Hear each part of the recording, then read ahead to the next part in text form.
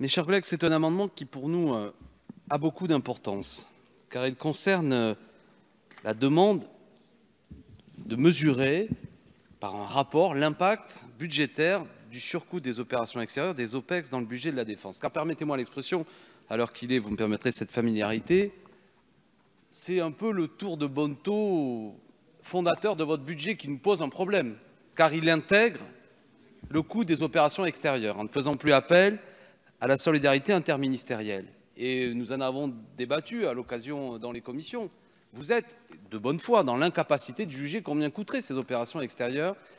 Et c'est précisément ce qui rend ce budget au contour flou et qui amène, comme le disait tout à l'heure mon collègue Lachaud, à considérer que finalement il n'est pas à la hauteur des besoins. Donc, considérant toutes ces hésitations et le peu d'éléments transmis par le gouvernement sur le sort budgétaire des opérations extérieures, il nous semble essentiel que le Parlement obtienne une information précise sur le coût de ceux-ci et leur mode de financement. Nous réaffirmons notre volonté, le surcoût des opérations extérieures doit être assumé par la solidarité interministérielle, tel que c'est le cas précédemment. Ce rapport, si vous le décidiez, permettrait d'évaluer les conditions dans lesquelles nous décidons d'engager nos forces militaires sur le théâtre extérieur et le coût des opérations, des engagements des OPEX, pris hors mandat, bien sûr, de l'ONU. Voilà le sens de notre amendement. Je vous remercie. L'amendement numéro 759 est présenté par Madame Obono. Merci Madame la Présidente. Madame la Ministre, mes chers collègues.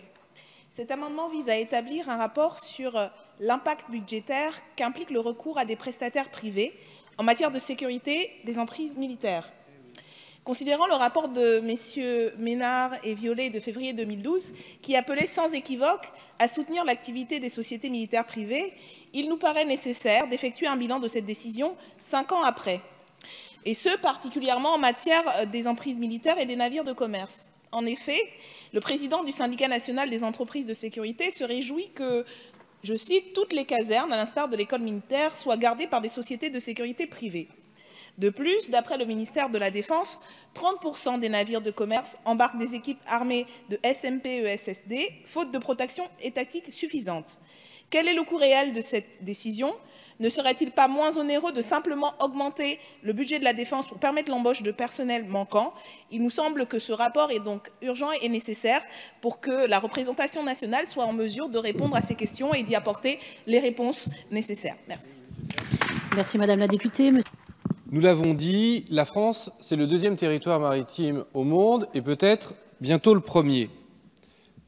Cela nous engage, nous avons une responsabilité et nous nous devons de protéger nos zones économiques exclusives. Et pour autant, nous n'en avons aujourd'hui plus vraiment les capacités.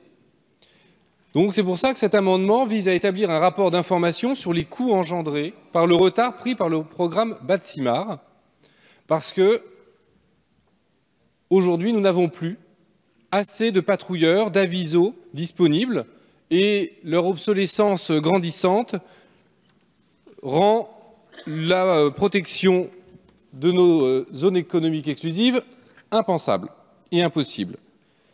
Le programme Batsimar, c'est l'achat de 12 patrouilleurs. Le chef d'état-major de la Marine s'exprimait en ces termes et disait qu'au vu de l'usure de nos patrouilleurs, une livraison en 2021 semble une date convenable pour pouvoir garantir l'exercice de notre souveraineté dans nos zones économiques. Cependant, le ministère des Armées, et Madame la Ministre, vous nous l'avez confirmé lors de la commission élargie, la livraison des premiers éléments du programme Batsimar n'aura lieu qu'en 2024. L'achat des patrouilleurs légers guyanais ne me semble pas permettre de résoudre complètement le problème du retard du programme Batsimar.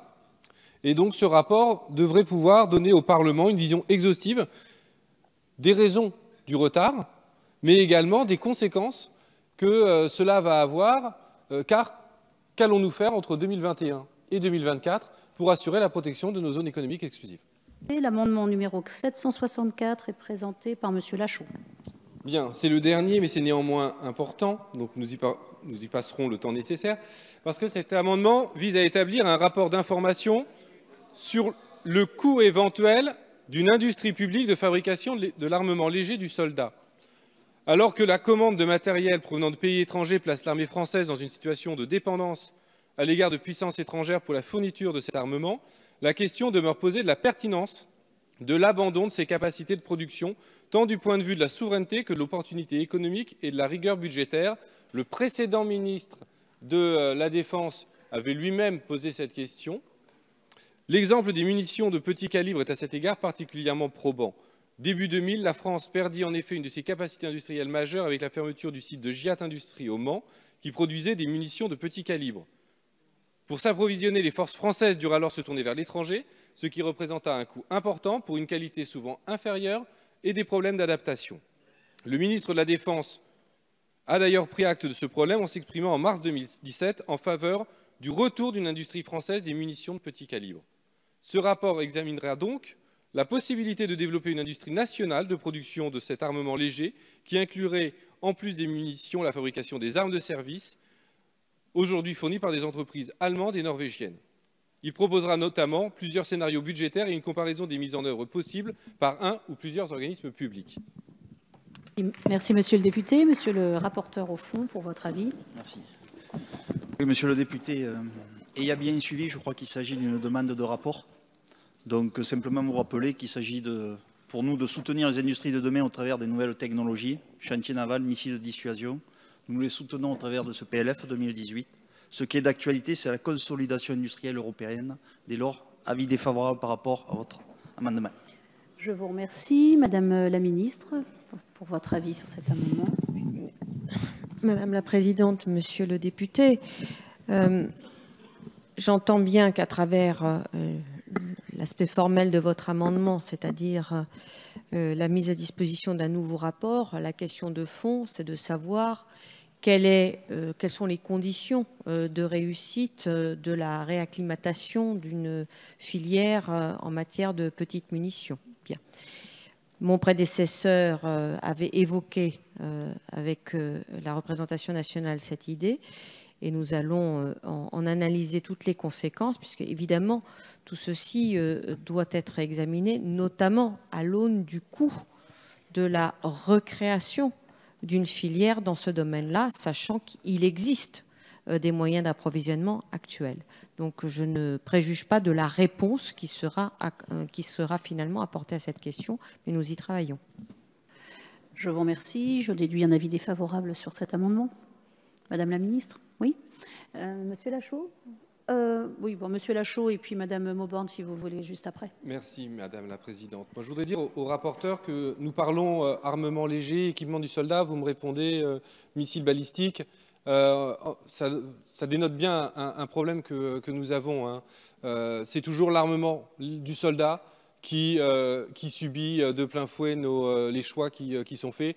C'est la livraison de HK416F qui a été reportée avec les annulations de crédits.